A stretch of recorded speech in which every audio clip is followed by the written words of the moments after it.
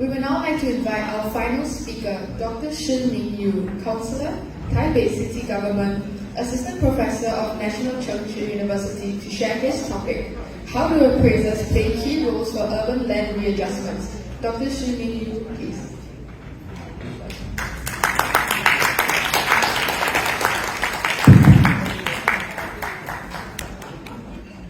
Distinguished guests, ladies and gentlemen, good evening.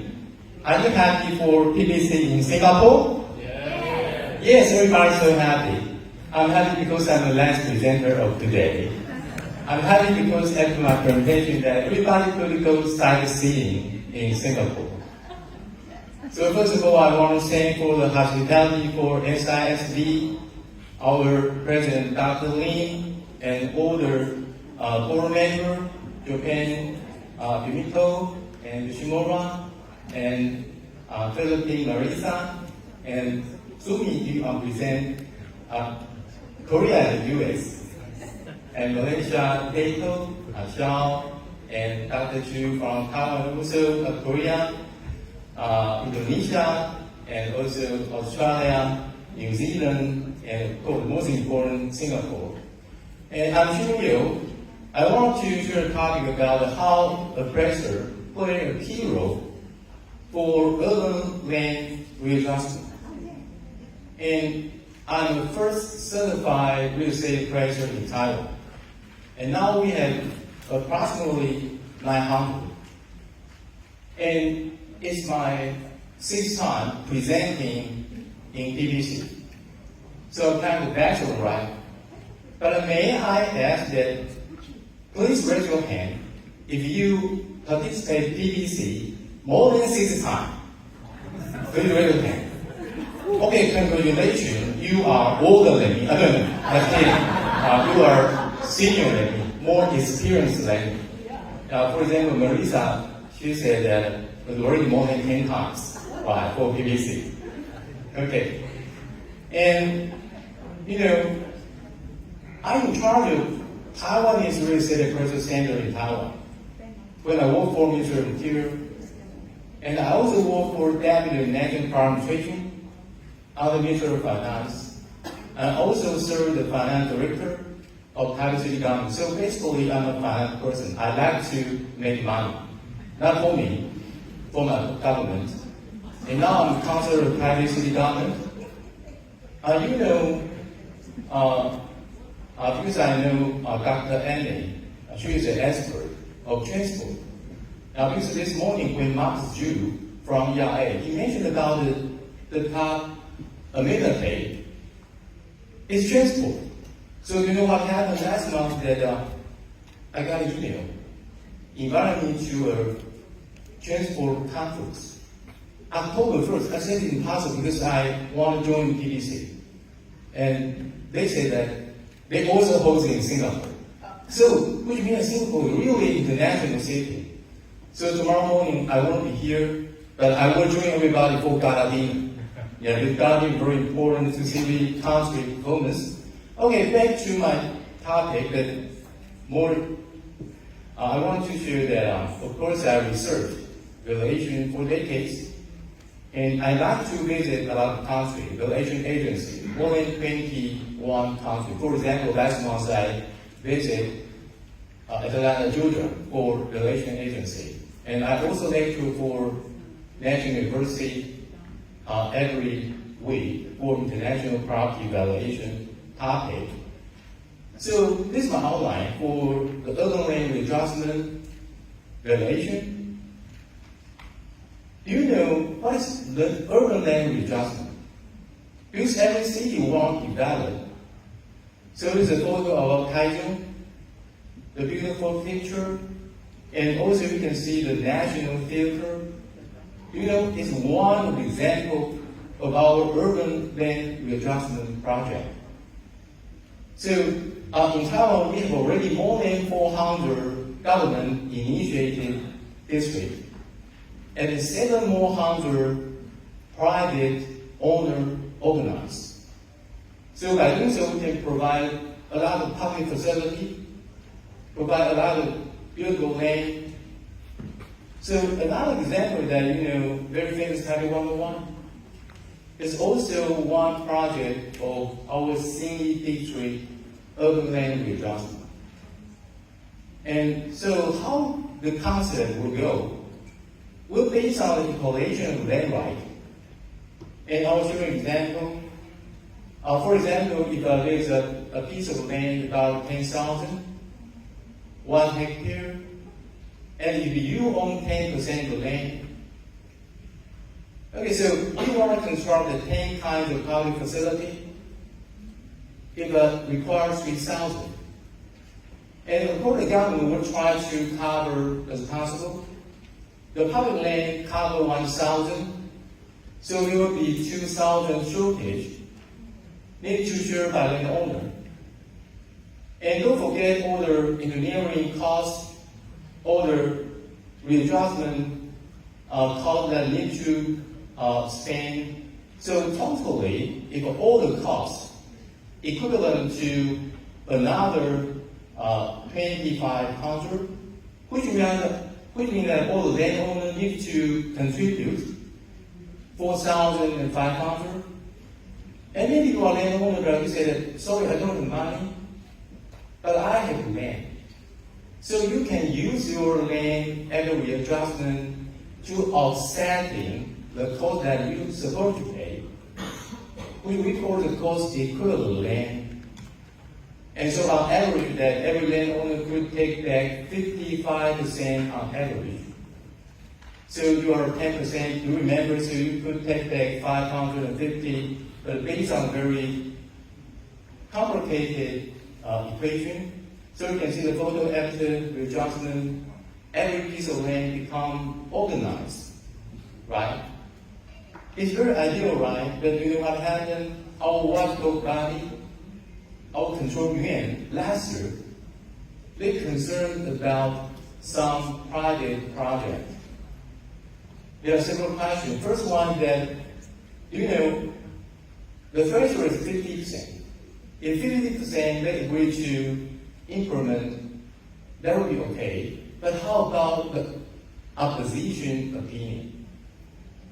How do you deal with that? And secondly, that the cost burden ratio for the private is very high compared to government initiative district. And number three, that for the private district, that most of the land, they are at a loss. But it's impossible because for government initiative one, it will make money. And number four is that the criteria, how to assess seriously about whether the project will be approved or not. And number five, the legal basis. Because the control yuan think that the priority should government entity acted to implement the project. So this is why my research question will be number one, to answer the concern by control yuan.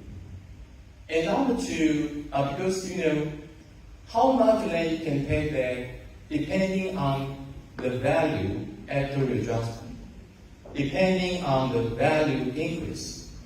And land value increase were assessed by our appraiser. So this is why that I have three questions. First one is what kind of factor influencing the value increase, the value after readjustment. And number two is that if I find some market data, try to compare is there any difference for the value increase. And number three is that if the cases in high zone are used control yuan, they just especially to verify the high zone cases, because we don't have high zone representative today. It's fine. I told something about high zone. So where high zone, the cost percentage higher than other city or not. The first is literature review, and I researched and I found that not only in Taiwan, for example, in Netherlands, in Turkey, and in Japan, China, and also in Norway and Ethiopia, they also have a similar project. And for our domestic studies, could categorize into three parts. First one is what kind of factor will influence the land value. And number two is that the impact on the surrounding housing market. You remember that this morning when Senior Minister Xueling, she mentioned about the rebuilding in Singapore, we enjoyed 12% increase. So similar that in Taiwan, that if we have urban land readjustment, we'll also increase the value for the surrounding area. And number three is the legal topic. And of course that we have our regulation to implement, and also because our central government give more incentive, we have a rewarding measures for private district. Is number one. And number two and number three is that value adjustment and the review committee. Because appraiser need to assess the value before and after. And there are all kind of factors, all kind of adjustment that they need to consider. And after assessment, need to go to the local land review committee to confirm. And for the appraiser, because I mentioned that they are in charge of appraisal standing in Taiwan, so we have our regulation. But our national guild, our real estate appraisal national guild, they try to supplement with a guideline, number 11. And for example, everyone knows that the principle of change, that the data will change. So the data valuation is quite important. This is why that we try to regulate what day will be the day before readjustment and the day after readjustment. So there are some empirical analysis that I want to show to everybody, because I especially gathered information from almost 40 districts from Taichung City. They are private landowner organized project, and for example, on average, each district is 27 hectares. 27 about the Down Forest Park in Taipei. And I searched the Google and found an Admiralty Park in northern Singapore, also 27 hectares. And there are more than 400 private owners for each district.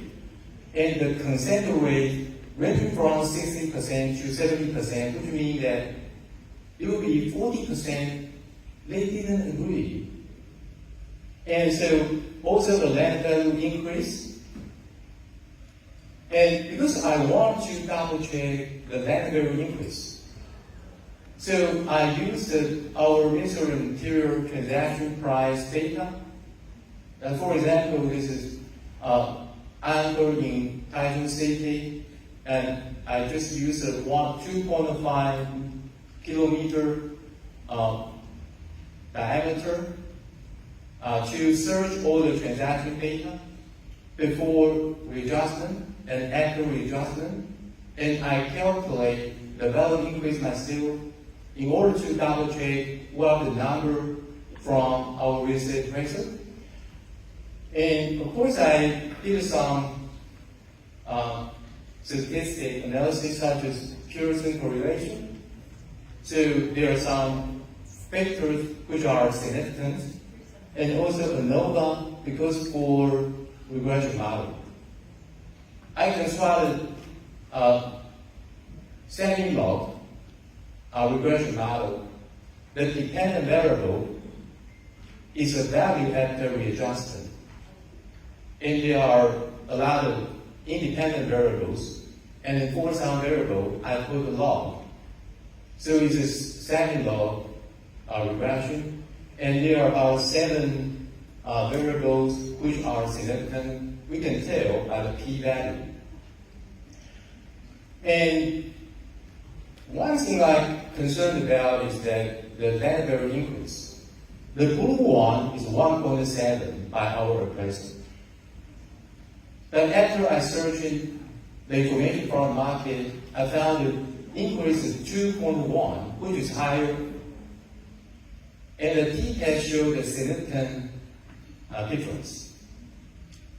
And then our survey by the case study. The case study from Taoyuan, because we had Taipei and Kaohsiung and Tainan, and no participant from Taichung and Taoyuan. So I take another example from Taoyuan. This district, about 6 hectares, and about 157 people, and the golden ratio about 48%. And how about the appraisal? I will show you a very key illustration. For our urban land readjustment, we apply 2 approaches. The first is sales comparison, and the second land analysis approach. But land development analysis is similar to, because I know everybody know about IRAS. IRAS, they have general standard and also asset standard. In asset standard, here is a development property. For a development property, it's just similar to the land development analysis method. So these are 2 approaches that our appraiser will try to apply, and they will get a number by weighted average to get a number of the top 113,000 per square meter. And then you know what? They will try to discount with 7 years. So 60% discount will become the 68,000. Okay, that is a valuation after readjustment. So how to get a number of before readjustment? And our appraiser, they use a method, we call it Japanese aesthetic development. But we have a lot of Japanese experts here, right, such as Yuko, right, and such as a lot of experts. Could you also verify for me? Because in Taiwan, we use the equation, we call it Japanese aesthetic development method. But this is very complicated, but using this approach could bring down the value from the 113 to become 58. Is it before readjustment? And then we have another value, is a specific value. Okay, if I back to IDS, the basis value will be about 4 times the market value, the investment value, or the synergistic value. Everybody's so familiar, right? Also the fair value. So maybe our specific value, similar to investment value, but from the perspective of developer. So we use this Japanese aesthetic development method to bring down the value to 58,000 and 31,000 respectively. Is what we do. And so during the process that we actually could see a lot of adjustment, a lot of downward adjustment. For example, once again, the 7-year discount, and once again, the Japanese aesthetic development method. And not only, but also the sales comparison, the comparable, the full capacity ratio is 150%. And we want to get a number of such a property with 180%, the adjustment is 10%. Do you think the 10% is enough? Okay, number 2 is that the return on equity 12% is maybe higher than general. So we'll bring down the value. And number 3 is that the 7-year discount that I mentioned about earlier. And number 4 is that we have 2 approaches and weighted average, and the low value will get the great weight. And the last one that according to the so-called Japan Stack Learn Method, that there is a ratio we call the construction land portion as. It's about only 66%. So once again, bring down the value to become the readjusted value before. Okay, so my conclusion is that first one that for the value factors, maybe my counting similar to what our previous studies before. There are actually some factors which are quite significant. And number two, the burden ratio in Taichung case is higher than Taipei. Now, because I'm from Taipei, and I analyzed all the history, and I found that the ratio is higher. So, which means that for the cases in Taichung that is private owner, organized district, the landlord needs to pay more compared to Taipei. And number three, that the value really underestimated by our value. But don't tell me, we have a lot of value here. I dare not to judge you underestimate the value because you under the title of specific value. So our competent authority, Minister of Interior, General Government, they give you the right to bring down the value because it's not market value. It's a specific value, 更加. And so, but I think that it's favor to developer, not necessarily favor to the landowner. So my suggestion that first one is the priority government initiative. Government should take initiative, not only 400, right? Should be more, because now 700 go to the project. And number five, that enhanced review criteria, right? It's fine, 50% threshold, that we should have more criteria to seriously consider the people who oppose the project, and whether it's based on a public interest or not. Okay, so it's about my presentation, but the most important is my last photo.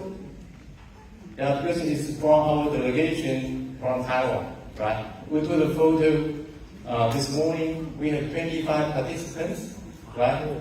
And under the leadership of our Professor Zhu, right? Professor Lin, right? And we have a lot of field chairperson, right? Mr. Zheng, Mr. Zhou, Mr. Zhuang. They joined and also parted from Thailand and Kaohsiung. Okay, so we appreciate once again the hospitality of SISV from Singapore. Okay, but we're looking forward next time, maybe 10 years later, back to Taiwan again for another PPC in Taiwan. Okay, thank you for your attention. Thank you very much. Thank you.